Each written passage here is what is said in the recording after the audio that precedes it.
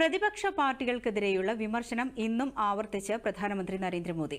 കച്ചത്തീവ് വിഷയത്തിൽ ഡിഎംകെ ഇരട്ടത്താപ്പ് വെളിപ്പെടുത്തി വിദേശകാര്യമന്ത്രി എസ് ജയശങ്കർ. വയനാട്ടിലെ രാഹുൽ ഗാന്ധിയുടെ റാലിയിൽ മുസ്ലിം ലീഗിന്റെ പതാക ഒഴിവാക്കിയ സംഭവത്തിൽ ആരോപണങ്ങളും പ്രത്യാരോപണങ്ങളും. കാണാം ഇനി വോട്ടിന്റെ വാചകമേള. कांग्रेस और आरजेडी जैसी पार्टियां हैं जिन्होंने अपनी सरकार के समय पूरी दुनिया में देश का नाम खराब किया था। दूसरी ओर बीजेपी और एनडीए है जिसका एक ही लक्ष्य है, विकसित भारत का निर्माण, खुशहाल बिहार का निर्माण। आप याद करिए 10 साल पहले दुनिया में भारत को लेकर क्या राय होती थी। कांग्रेस के राज में भारत को कमजोर और गरीब देश माना जाता था। आज का भारत दुनिया को दिशा दिखाता है।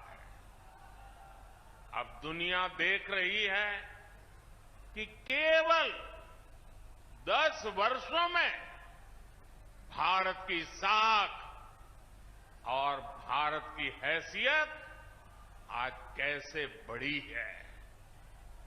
आज भारत दुनिया की 5वीं सबसे बड़ी अर्थव्यवस्था बन चुका है।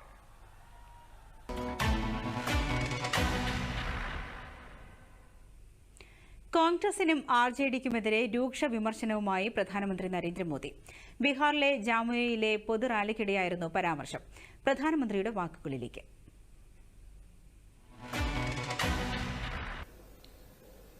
We had a party in Tamil Nadu, DMK, which has always said, we are the champion of Tamils, we are the champion of fishermen, and whatever has happened has been done by the central government without consulting us.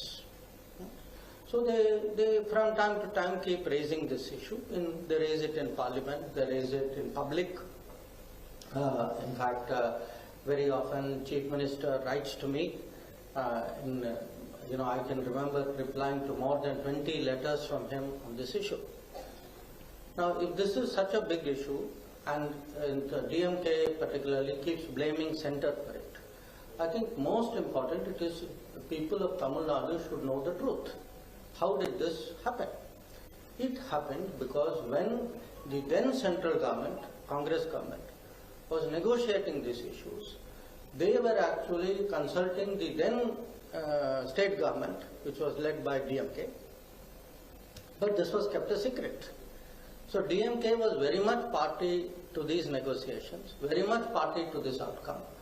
So what happened was, because this issue kept being raised again and again, and one party kept saying, I am the champion, the real face of this party, I think other parties wanted to expose. So there was a request for documents under RTI.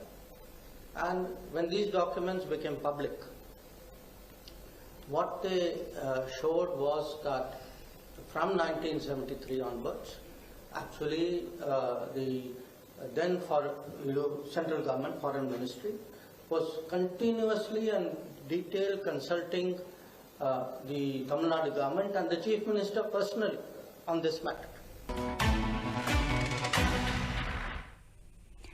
വയനാട്ടിലെ രാഹുൽ ഗാന്ധിയുടെ റാലിയിൽ മുസ്ലിം ലീഗിന്റെ പതാക ഒഴിവാക്കിയത് ഉത്തരേന്ത്യ സന്ദർശിക്കുമ്പോൾ മുസ്ലിം ലീഗുമായുള്ള ബന്ധം മറച്ചുവെക്കാനാണെന്ന് കേന്ദ്രമന്ത്രി സ്മൃതി ഇറാനി. കൽപ്പറ്റയിൽ മാധ്യമങ്ങളോട് സംസാരിക്കുകയായിരുന്നു കേന്ദ്രമന്ത്രി.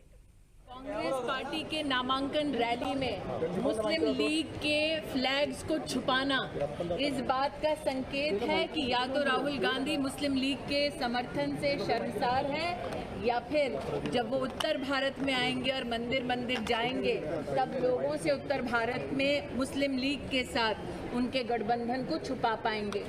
मैं केरला आकर और विशेषतः वायनाड आकर देखकर ये स्तब्ध हो गई हूँ, आश्चर्यचकित हूँ कि पीएफआई जैसी आतंकवादी संगठन के बैन के बावजूद पीएफआई के पॉलिटिकल लीडरशिप से राहुल गांधी समर्थन अपने चुनाव के लिए ले रहे हैं।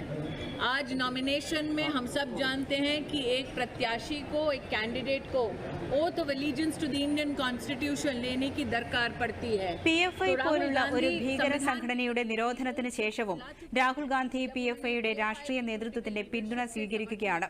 ഓരോ സ്ഥാനാർത്ഥിയും നാമനിർദ്ദേശ പത്രിക സമർപ്പിക്കുന്നതിന് മുൻപ് ഇന്ത്യൻ ഭരണഘടനയോടുള്ള കൂറ് സത്യപ്രതിജ്ഞ ചെയ്യേണ്ടതുണ്ട്.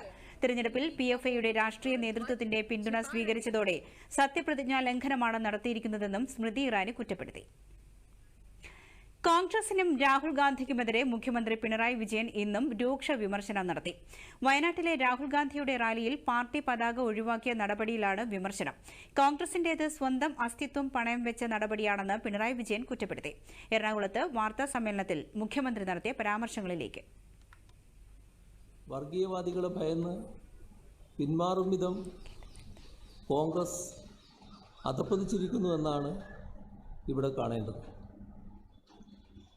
ത്രിവർണ്ണ പതാക കോൺഗ്രസ് ഉപേക്ഷിക്കണം എന്നത് സംഘപരിവാർ ഉയർത്തിയ ആവശ്യമാണ്. അതിന് വഴങ്ങുകയാണോ പുതിയ കോൺഗ്രസ്? കേവലം ഒരു തെരഞ്ഞെടുപ്പ് തന്ത്രമായി ചുരുക്കി കാണാനാവുന്ന അനുഭവമല്ല ഇത്. സ്വന്തം പതാക വേണോ വേണ്ടയോ എന്നൊക്കെ കോൺഗ്രസിനും ലീഗിനും തീരുമാനിക്കാം.